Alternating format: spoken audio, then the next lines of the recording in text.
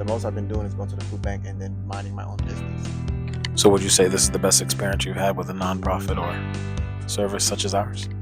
You guys gonna have to keep yourselves at the top because I'm about to start meeting them guys. You feel me? Root Core Foundation. You guys are doing excellent though. Well, we appreciate it. And again, it's not a competition. We're just trying to do the best possible job we can for our clients. My name's Kevin Polite. I'm with the Core Foundation on the board of directors. Nice to meet you. Appreciate you being here at Black Rock. Yeah, it's beautiful here. Yeah. This is your second time coming here, right? Yeah. What made you want to stop by? Well, actually, it was a great sister I met at this food bank, and she's just been sharing information ever since I met her. And she shared with me that there was this place where they do free showers at, and I don't think I needed that at that time, but I had it in my mind when she told me. And then I think it was like 2 weeks later, I seen her again, and she was like, she may be going to this place to do the free showers at. And I was like, all right, bet. And then I started remembering, I might be going to get a shower too. Playing some basketball yesterday, so yeah. And then, I just found myself in the area I came through, and I was just like blessed for the opportunity. Living in my car right now, it's not been the easiest thing. Sometimes I go to the gym, sometimes I go to the swimming pool. But you're living in your car right now? Yeah, I'm living. How long you been living in your car? I've been living in my car for like 10 months. It's going to be 11 months, almost a year in May. Wow. Yeah. And what led to you living in your car? What led to that situation? Well, for sure, it was having the challenges of an unhealthy environment, but also having the willingness to grow and to adapt. It wasn't something that I was like put out or I lost home I was in. I actually was asked by the Lord to leave. And I know it don't sound so favorable. Nobody would sign up for that. But in my circumstances, I knew who I'm listening to, because God has asked me to do a lot of things like traveling to countries by myself. So when he asked me to move into my car, he told me we was going somewhere. So I was like, all right, bet. So we're going. And I was like, so where are we going, Lord? And he wasn't giving me any place, but I just saw all of my items fitting in my car. So I was like, I guess we're going to go where we're going, and I'll know when I get there. So packed up all of my things, and it was on the road. Wow. Yeah. Wow. So for the last 10 months, other than living in your car, which I'm sure can be a struggle at times, with weather elements. Yeah. Has there been any other things that you struggle with or struggle trying to provide for yourself? Man, I would definitely say on the financial side, it's been a little bit of a hard struggle because I do have money coming in, but it's not always consistent, and I can't tell because I do marketing and I also do iPhone repairs. And in addition to that, I do have a ministry where I find a lot of support from ministry members, but there's nothing that I can expect, you know what I mean? Like, I'm not working a job, and I did take the route to try to go back to corporate, but it was almost like God didn't want me to get the job. It's so weird because I'm really good at database analytics, data visualization. I mean, I have a lot of skills. I have a good degree, and you have a degree from where? From Capital Technology University. What's your degree in? It's in cybersecurity and information assurance. Nice. So I'm in, the space of programming, a little bit of vulnerability testing, network analysis, databases. I mean, it's an easy 6-figure job, but in this last 7 or 6 months, I put myself back into a SQL course and a Python course just to like buffer my skills back up, put out some applications. And I didn't see any companies besides Amazon that I actually was excited about working for.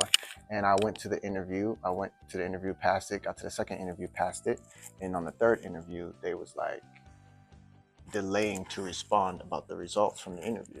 So it took about 2 weeks, and I reached out back to them, and then they said they were going to ask around or ask the person that interviewed me and see what happened. Then next day, they were like, sorry, we decided to go with another candidate.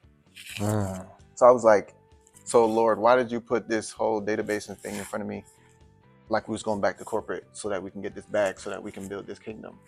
And then they didn't want to hire me. What's going on, Lord? And so I recognized that I needed to use these skills that I had from school to do exactly his will, but not to go back to work. And so I've just been recognizing that even though I didn't have a expectation of income, he's still been making sure that I didn't lack anything. I haven't been hungry. haven't starved. I haven't been in a situation where I just feel like my life is over. Never felt self-harm or anything like that. It's been very, it's kind of scriptural at this point. That's how it feels. Yeah. That's interesting. Now, you've been doing iPhone repairs, you were saying, in marketing. Is that so? That's not for an official company. That's just basically for yourself. Yeah. How are you finding clients, I guess, for that? Well, I use Facebook Marketplace primarily. I have a lot of people that know me from high school, college, who refer others.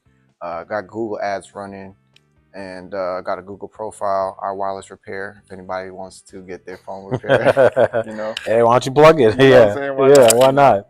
So that business is growing, would you say? Or? No, I wouldn't say so. Okay. No, I've been doing iPhone repairs for about 10 years now. Okay. And I've had way better streaks as far as like how much money I can make in a week. I know that this is abnormal if it's to be any worded. Okay. It's not consistent. It's not because I'm not willing.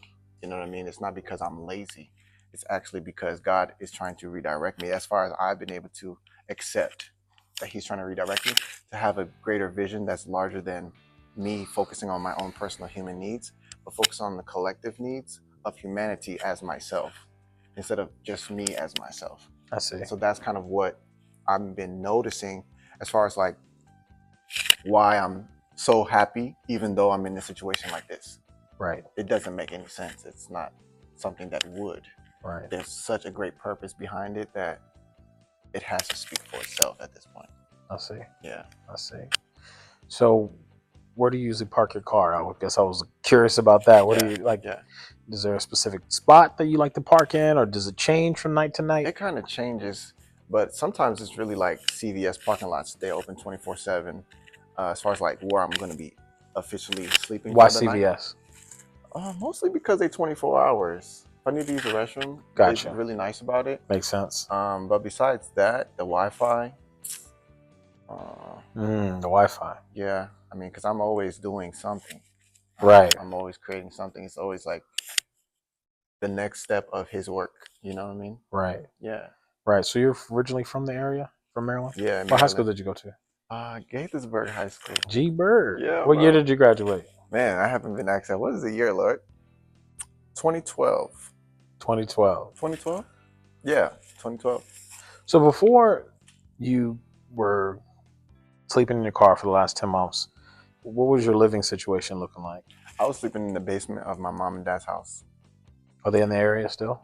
Yeah, they're in the area still. Okay. And right before that, I was living in Arlington. That's when I was still in corporate working at Sony Digital Forensics. I was living on my own. And then I decided, well, I didn't really decide, but I was led to leave my corporate job. That's Sony. Yeah. Okay. And this is really, the beginning of this was when the Lord wanted me to travel. And He just started showing me Costa Rica. Actually, because before I left my job, I was asking Him, Lord, is this all that life is really supposed to be? I'm so grateful for this job, but is there anything else I'm supposed to be doing? Driving 2 hours to get here, driving 2 hours and a half to get home. You got to have something else, right? And I was asking Him. He meant it. When He showed me Costa Rica, I didn't know what He meant. But at the same time, I recognized that I've been in a sense of overworking.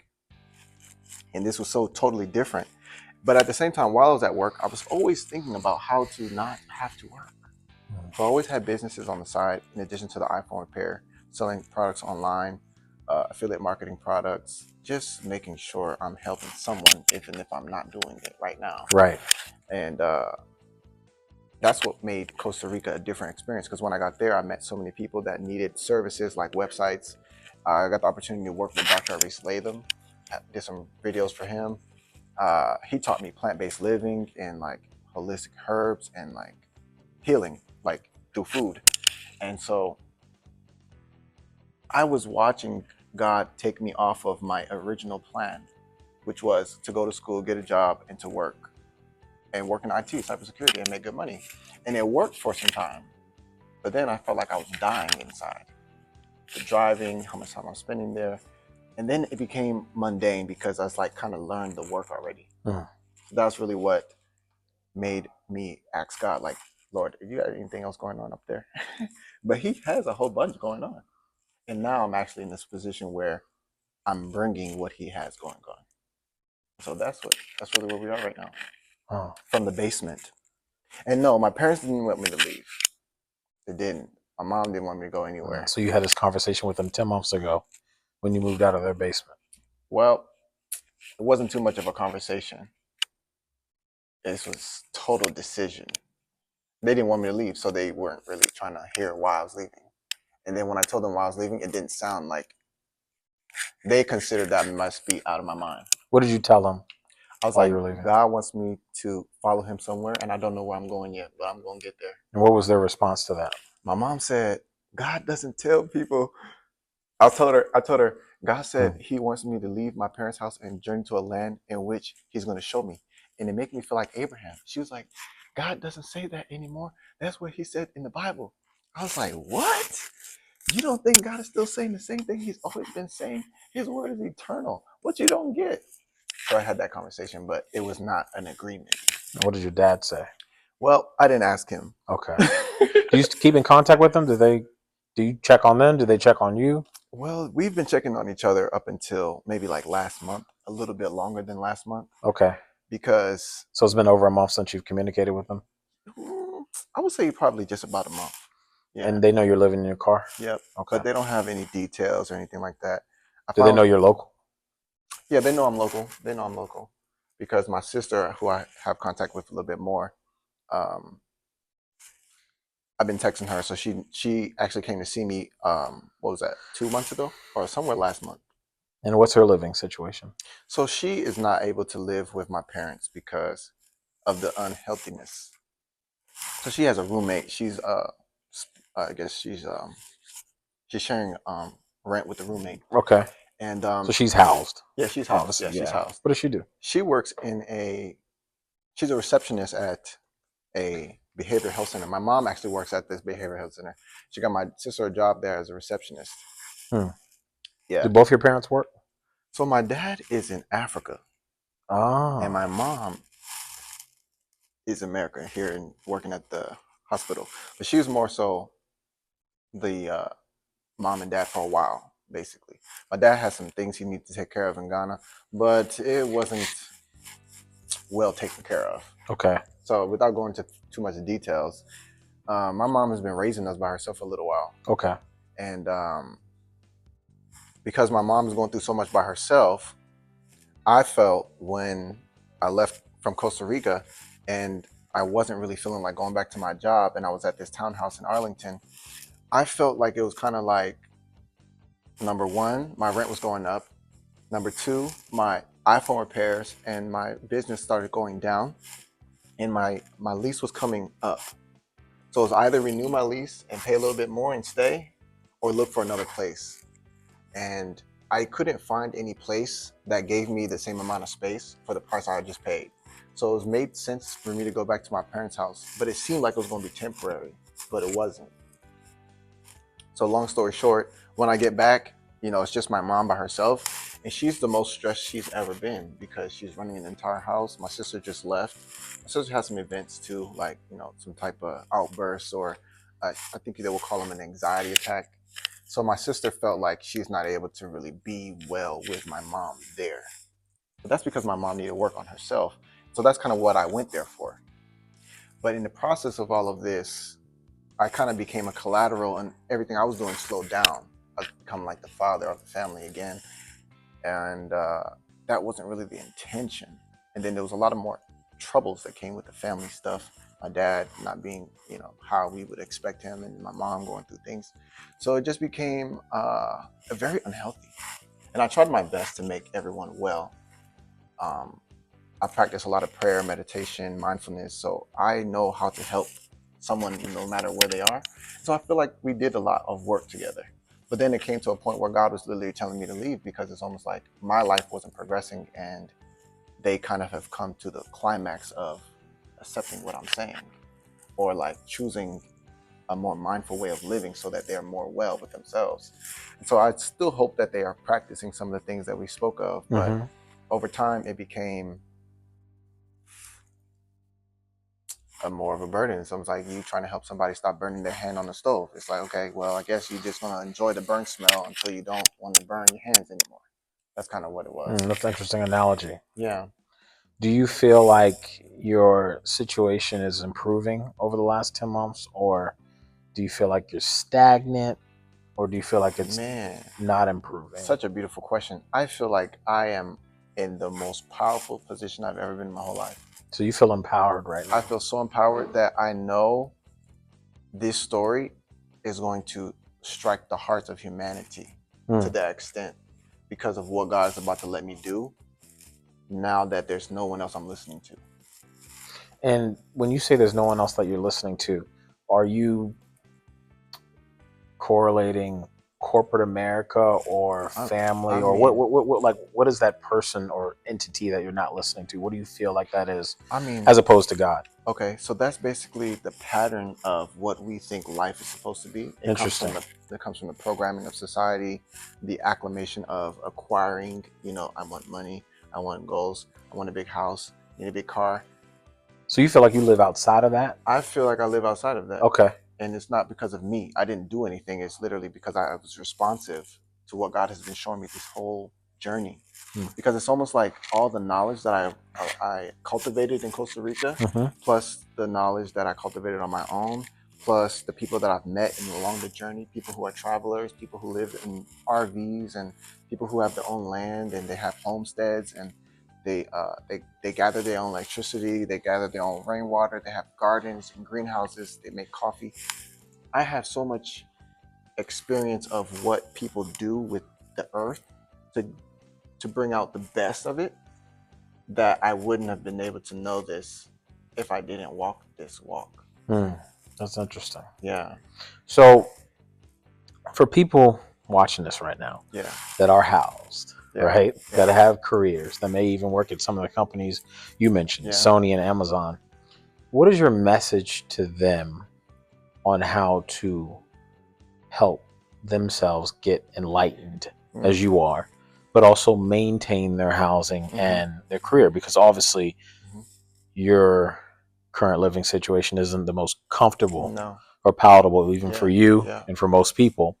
So how can they attain that enlightenment, so to speak, while maintaining their housing and their careers? What is your opinion on that? Wow, I would say that to achieve such an open space of awareness, it would really require a little detachment.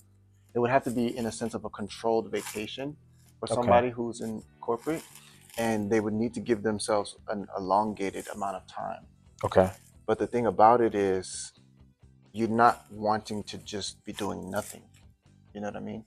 Like, I didn't go on a vacation and then find the best hotels and the best food restaurants and just splurge my money. I kind of went to the locals. I went to the mom and pop shops. I didn't do the whole 5-star hotel thing. I just did Airbnbs, and I had conversations like we're doing now with people who have gardens and they've been farming and they've been greenhousing and they've been, all these things.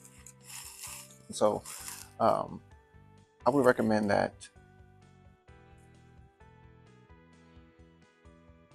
we have to kind of learn why we have the desires we have, why we have the goals that we have. Because a lot of our goals basically mean that we're going to be building the capitalistic system in order to achieve them. I would recommend someone considering, how can you use the money that you have so that you don't have to go back to work? Because we don't think about that. We think about, how can I use the money I have so that I can dress the best, so that everybody who's here thinks that I'm the most this or that, or however society depicts it because of your car or where you live. And it's a journey of it's like a desire to eat something that you won't be satisfied once you're done eating it. It's a continual thing, and it's okay. I think everybody should have goals. I have goals.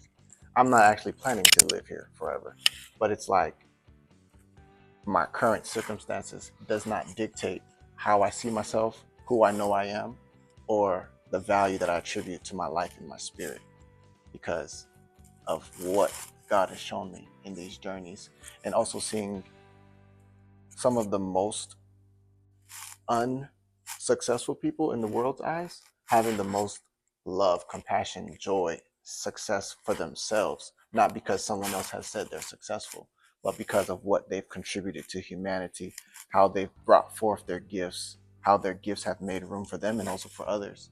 Like Dr. Aris, when I was there with him in his retreat center in Costa Rica, I was able to oversee how he brought people out of addictions, food addictions, brought them into fasting, brought them into love for their bodies, putting in healthy foods because they care about themselves, not because they want to be like, some expensive, I eat herbs and drink herbs type of person, but like because they care. And I didn't have that environment of because we care.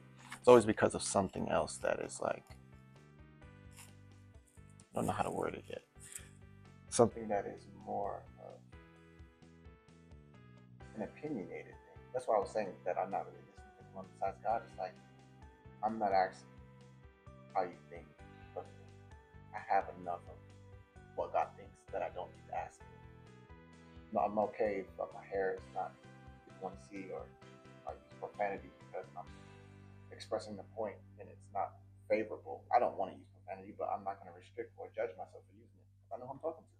They know what I'm saying or why I'm saying it. But there's like this critical judgment that we get from trying to be seen in a certain way. And this certain way doesn't exist anymore because I know what God is looking at and I know what he's telling me to do. I feel so good just knowing that tomorrow he's going to ask me to do something else. Because today I was supposed to come here and talk to you.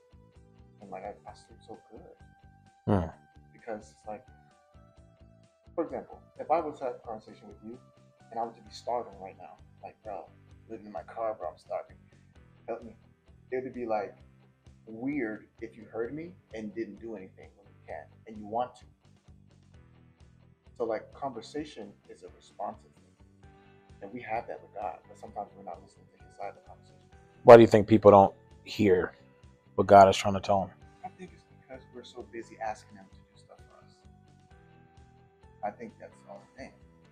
Because I pray all the time. I just don't always ask him for stuff. Sometimes I ask him what he needs. What are some of the goals that you have? You mentioned that you have goals, and that your current situation living in your car is not intended to be permanent. So talk to me about some of the goals that you have. Top three, if you would. Top 3 goals. First is land acquisition. Land acquisition. Why is that important to you? It's important because it sounds like the only way that we can actually still live and be a part of society and be functional in society is when we're able to meet all of our needs. But the thing about land is that it is the most expensive need, but most of us are not meeting it on our own. We just go to work and we pay rent. So basically what it is we have money for the activities that we do, and then we don't use that money to stop doing the activity. We're just going to keep running on. They call it like the rat race type of thing. Right. And I don't want to run anymore because I saw how tired I got when I was in corporate. And I can do a lot of great stuff, but I just don't need to be drained every Monday, Tuesday, Wednesday, Thursday, Friday, and just help the weekend and a couple hours throughout the week to think about things that God wants me to do. It's not enough time. And I think that we're so locked into how the world wants us to operate that we don't have enough time for God. We only have a Sunday for him. He's not a Sunday God. He's a Monday, Tuesday, Wednesday, Thursday, Friday, Saturday, Sunday God.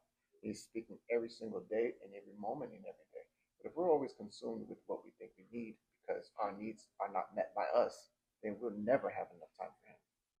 What's the second goal? Second goal is to kind of come to a place of showing humanity how God would take care of us if he was here.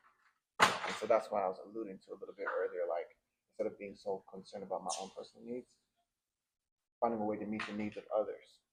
I saw something so beautiful on, I don't know what network it was or what news network, but it was a woman who was talking about a community for the homeless, but it was kind of like, not like a cubicle, but it was like a mini house or a tiny house, but they had like 30 or 40 of them on one compound.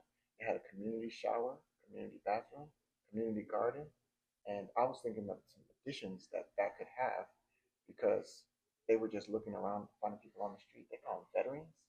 Veterans who served this country are sleeping outside. What kind of system is that? I mean, they went to almost die for what they claimed they believed in.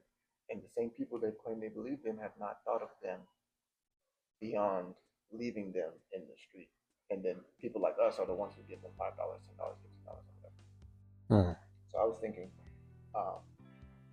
land acquisition for myself, but also land acquisition for everybody who's right now in a challenging financial or housing situation, but not so that they can go back to work, but so that they can recognize why God created them and go to that form of work. You know what I mean? Not like I need a job because I need to pay my rent, but it's like now you don't have rent. Right. Now you have food. You may not have everything you want, but you can still work if you wanted. You could just have this sanctuary where we are demonstrating God's form of love. I understand it like this. No one owns land. And that's the reason why we don't have anything to give. We have to go to work in order to get it. And everybody's in that condition. So there's no one who's solid enough to stand and do. And even the people who have money, they just want to get $1 billion house and pay a mortgage on this, or I don't know what to do, but I haven't seen anyone showing me how we're going to actually create a new experience on this earth. It seems to me that if it goes the way it's going, our kids are going to have jobs, and they may have great jobs, but they're still going to find homeless people when they go to the grocery store. I'm looking at a world where there's no homeless people. I'm looking at a world where the society is bothering us to figure out how we're doing what we're doing because the people that we're taking care of are happier than them. Interesting. And what about the third goal? Third goal? Our third, land acquisition. And land acquisition for the homeless and building these structures for them. So first one was land for yourself, obviously. Well, and it doesn't necessarily. Oh, okay, I see what you're saying, right. Because if land came and was big enough for me to use for this project, that would be done first. I see what you're saying. 100%. Gotcha. But I would say the third thing would probably be, I guess for the sake of this conversation, would be a family to share this example with. You know? How can the Core Foundation continue to help you? What are some things that you're hoping we can provide to you, and that the people listening can either donate or help provide? Well, I would like the Core Foundation to share our GoFundMe, where the vision is kind of plainly illustrated. It would help everybody recognize that we have a lot of bills as far as how we live: water bill, electricity bill, gas bill, rent. But we have systems and a structure that I've illustrated how we can kind of remedy our bills for ourselves. It may not happen to the entire United States all at once, but if it were to happen to a... So are you saying eliminate the utilities to live more naturally? Is that what More so natural. Not to say that we won't have bills, but like... Try to eliminate the bills? Is that what you're saying? To live more sustainably, yes, or live on... Okay, I see what you're saying. So like, solar panels, biodigesters for like gas, composting, gardening. We have a lot of technology that helps vegetables grow at a new experience. We don't have to get our hands dirty all the time. They have grow towers, grow tents, greenhousing, all of these aspects. Of course, it will take somebody to maintain. Right. We don't know how to grow food. That's a skill you would be better off than flipping patties. I mean, you can flip patties pretty good, but it'd be also great if you knew how to take care of this lettuce so that you could put on your burger. If we're going to the grocery store, that's great. But what if the grocery store was right in our backyard? And what about the youth? If they were to know these things a little bit earlier, I think we would be forward in a society. Like maybe in high school? Like in high school. Do you think Gaithersburg High School, could have incorporated this maybe into the lessons? Wow, that's a good question. I don't think I learned anything life skill related. And we're not knocking Gaithersburg High School, obviously. We're just talking about the public school system in general. Of course, we're not knocking the high school. Yeah. What could be added? Correct. To make it better. To make it better, and right. To also make the people value themselves at a measure that's not their report card or the amount of money they make, but who they are. And who they are could be an intuitive person, or a knowledgeable person, or a wise person, or a person with hand skills, or a person that knows how to. this knowledge and how knowledge gives power gives you a sense of feeling about yourself, right? That you don't need to buy the latest shoes, right? You don't need to wear the latest clothes. You just know who you are and why you're here, and that fulfills you. And from that point, I think if we started society from there, I wouldn't be mad if people said they want to work a job. It's no problem. I think it's a beautiful thing because I have a job too. I'm just not tired working. Like my work fills me up. And I feel that everyone has a work that can fill them up. Hmm. But we may not know what that is because our bills are so loud. Tell me a little bit more about your ministry. So you have what's the name of your ministry? Illumination Church. Illumination Church. So you started this? Yes. Okay. And what made you, I guess, did you start it after, I guess my question is, did you start it after you became homeless? No. Or beforehand? Beforehand. This was actually created at the time when I journeyed to Costa Rica. Okay. This was one of those things that when God said it to me, I did it, but it wasn't a ministry at that time. It was literally me sharing what God has been talking to me. When I read the scripture, how do I interpret it differently from what I've heard? That's really what it started off, just like me sharing my thoughts. And then growing on Instagram, growing to 5,000, growing to 10,000. And 10,000 followers? Yeah. You have, how many followers do you have on Instagram right now? Somewhere around like 10,600. 10,600 followers. How often do you post on your Instagram? I would say we're pretty much on a five times a week type of vibe. 5 times a week? Yeah, it's not really like an exact number. Wow. But sometimes it could be every day, and then some weeks it's 4 days. It's kind of fluctuating, but we're present on social media. And do you keep in contact, I guess, with your followers? I mean, do your followers reach out to you for advice or? Yeah, so that's some of the way I've been able to kind of get some income flowing. So I operate as an oracle and as a prophet in the ministry. Okay. So I do intuitive readings, intuitive messages, calling on the Holy Spirit, prayer, and I also have a book that I've written, The ABCs of Awakening Divinity. So we have a lot of. Is the book published yet, or? Yeah, the book is self-published, though, not okay. A publisher. Right. I get it. But I have it available on our website. Also on Amazon. Okay. And then also very recently, I did not have this in mind, but in the last 6 months, the Lord has shown me to make some oracle cards containing spiritual messages reflecting scripture, and it's a little bit of a new way of delivering the word. I don't know. I can't really explain beyond the simple fact that He told me what to put on these cards. I sat down with my notebook and journal, and then I went to my computer and I made them. And I've been mind blown because I never, like, nobody ever told me I was a prophet. I just know what God says to me, and I'm not waiting for somebody else to tell me it's okay to talk about it. And when I go into prayer and somebody's there and they say, okay, well, they're a message for me, and I just still my mind and still my breath, and I share something with them, I'm blown away that it's exact. They're blown away that it's exact. I don't know. I just know who knows, and I just ask him. He tells me. That's as best as I can explain it. So yes, the ministry, the followers, not everybody reaches out. Not everybody books a one-on-one consultation with me. Not everyone signs up for the prayer. Not everyone comes to the meditations. But we do have a very global, diverse, interested group of people who love Christ and also love self-expression. And I don't think we can have Christ without self-expression. Last question. What's the best thing about being homeless? What's the worst thing about being homeless? I would say the best thing about being homeless is seeing the world from a new point of view. But I have to put like air quotes around that because somebody else who may be homeless may not be able to enjoy it. It may be too hard. It really may be too hard.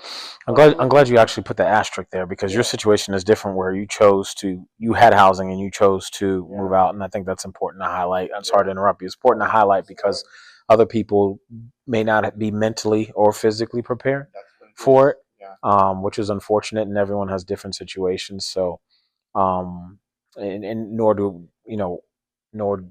does every homeless person have the ability to live in their car and have some sort of shelter and mobility, right? It's not the same as sleeping on the street. Correct. It's not the same. And I just thought it was important to highlight. But what's the worst thing? Well, before I complete that part, seeing the world differently. If you're an empowered person, you can see the solutions that are leaving people on the street. There are shelters, right? But then I hear there's a lot of like drug use and stuff like this happening there. I've never been there. I don't know. But I've heard that that's some of the things that go on. So there's like a partial solution. But then if you were to be able to see,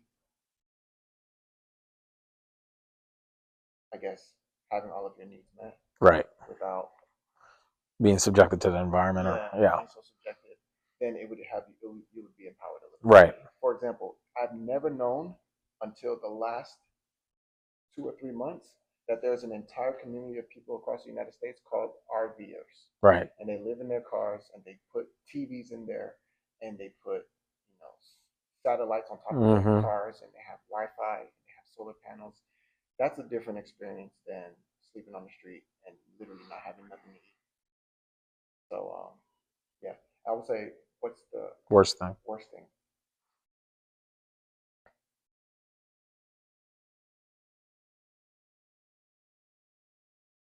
From your perspective.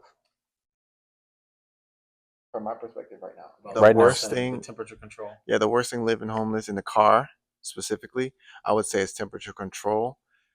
More so in the winter because I can turn the car on and just let the heat run, but it's not efficient with gas.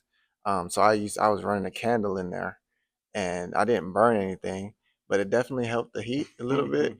But besides that, dangerous. No, I mean, it's not.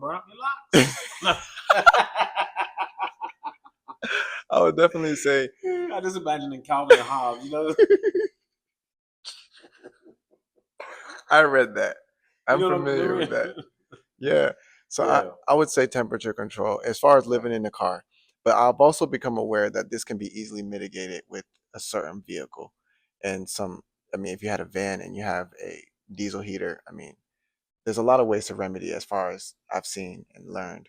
But I did not plan to live in a car, so I didn't prepare to live in a car. Gotcha. I kind of just got into live in a car, and then I start figuring out how to make it work. And that's kind of what the experience was. I'll hold the mic. Yeah. One more question. Yeah. What do you think about Sonia, the CEO of the CORE Foundation? Man, Sonia is incredible. I think hi Sonia. Sorry, we didn't know she was right there, did you? I think she's incredible. No, she's great. When I met her the first time, I was just blown away by her level of tenderness and like the nature of our conversation because I don't feel this was familiar. Like meeting her felt unfamiliar. And that's what do you mean? Like being in the situation. I've spoken to a few people who are in a similar situation, but I've never had somebody give me the same amount of attention that she was giving. Like it felt like she cares at a deeper degree. And that is like something new.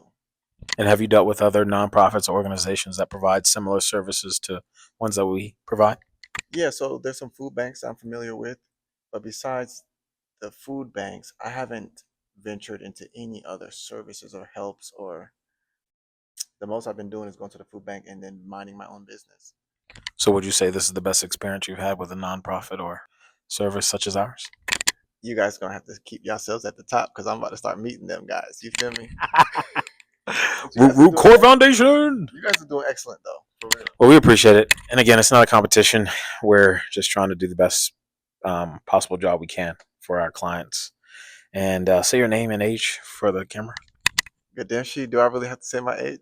No, you don't. Okay. Make up an age. I'm just joking. I like doing the mic thing. I like doing this.